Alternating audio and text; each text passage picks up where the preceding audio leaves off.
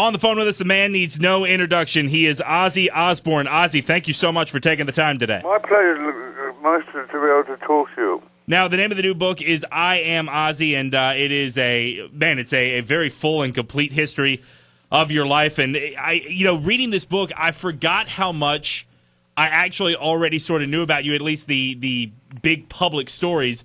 So when you were writing this book, when you sat down to write the autobiography, did you and the co-author decide, look, we got to get past just the stories of peeing on the Alamo and the bat and all that sort of stuff and delve deeper, or did you sort of, I guess, put together what you thought the fans might want to read? It was different.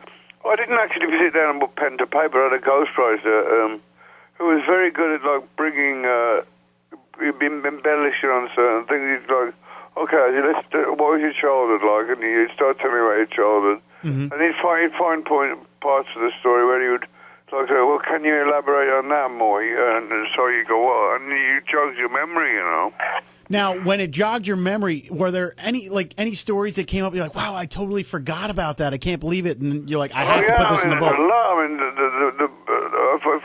every day of my life, something wild used to happen, Now, I was reading, in one of the blurbs about this book, and you said that, with all of the things that you've done and gotten into in your life, all the trouble that you've had and everything like that, it took almost an ATV going 2 miles an hour for you to die. That's what almost killed you. I know.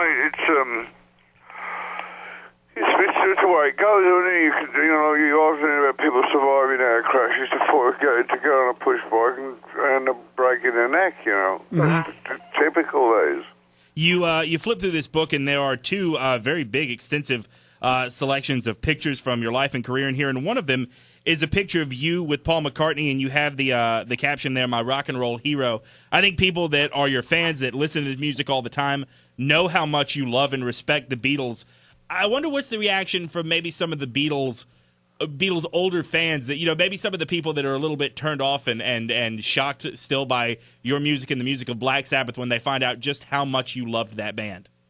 Well, and the thing about the Beatles was they were the first band to turn me on to music in a big way. I mean, it's not heavy metal by any short measure, but they got me into music. They always had great melodies as far as I was concerned. It's just another form of music. I mean, they gave me this sense of melody. It's nowadays with my kind of music. It's like very angry, You can be angry with a melody, Mm-hmm. Now, Ozzy, do you look back on your career at all and say, that's one thing I wish I didn't do? Is there any one thing that jumps out and says, In fact, my wife, I wish I'd never done that. Oh, you wouldn't have done that. That's the one thing that you wouldn't have done? Well, he's me saying to my kids, violence achieves nothing. Next thing I know, I wake up in a jail with having not known what I'd done and finding out that I'd attacked Sharon in a drunken blackout, Right. Yeah. We're talking to Ozzy. That was the beginning of the end of my escapades with alcohol and drugs because at first when I went to the rehab, Betty Fawcett, and they tell me about blackouts. Yeah. I didn't believe it. I thought it was a shock tactic to stop me to drink, And then I was just thinking, what if that's true? Yeah. I saw some cop knocks the door one day with it, and the following day I've been out on one of my binges. And he says he's with someone who says, that's the one who run my son over, It would freak me out, but then he didn't think that it happened. It was my worst nightmare coming true, Mm-hmm. Now, did you think there was maybe any other situations that make you kind of think and say, wow, if I could do that and I was blackout and not remember it, there might have been other stuff? I just get on with it. I'm lucky to be alive. I'm lucky to be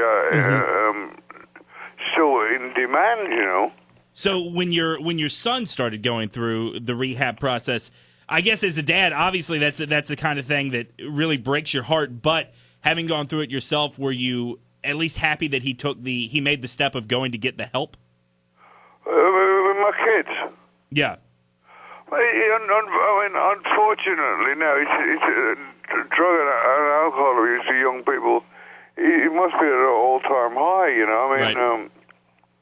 The availability for this now is so much easier, and it's not just the United States. It's all over. Everywhere I go, and there's drug problems. It's like, you know, it's major pandemic levels now. Especially this new thing that are on, this methamphetamine destroys everybody. Mm-hmm.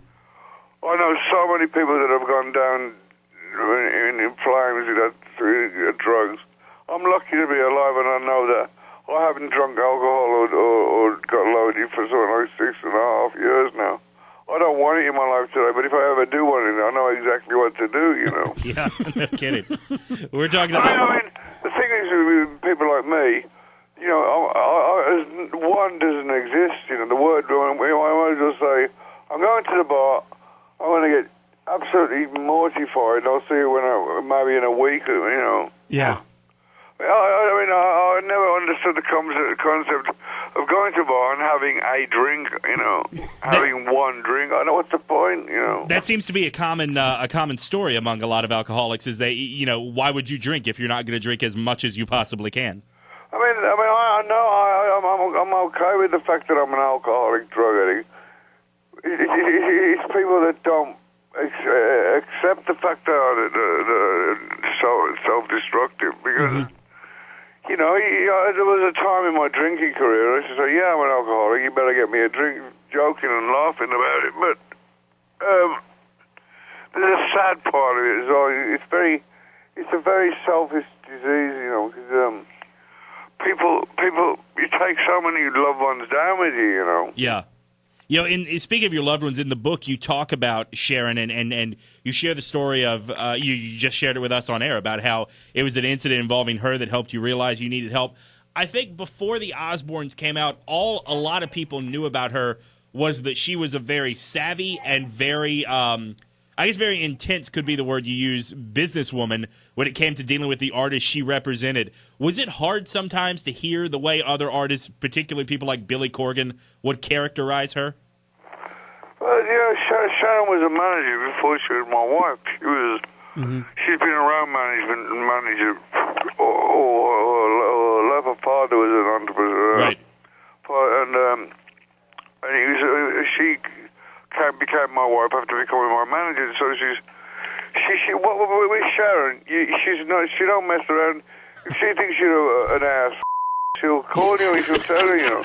Right. Because you don't mistakenly become an ass, you know. I was sorry I had my ass hour, you know. She just don't. She's a straight shooter. You tell her whatever. You don't tell her one thing or mean another because you'll get the wrath of Sharon then. When you piss her off, she takes no prisoners, I'm telling you. He's Ozzy Osbourne. I Am Ozzy is the name of the new book. Ozzy, good luck with the book, man. And, next time a new album comes out or when the movie finally comes out, please, please, please join us again. It was an absolute pleasure. All right, thank you.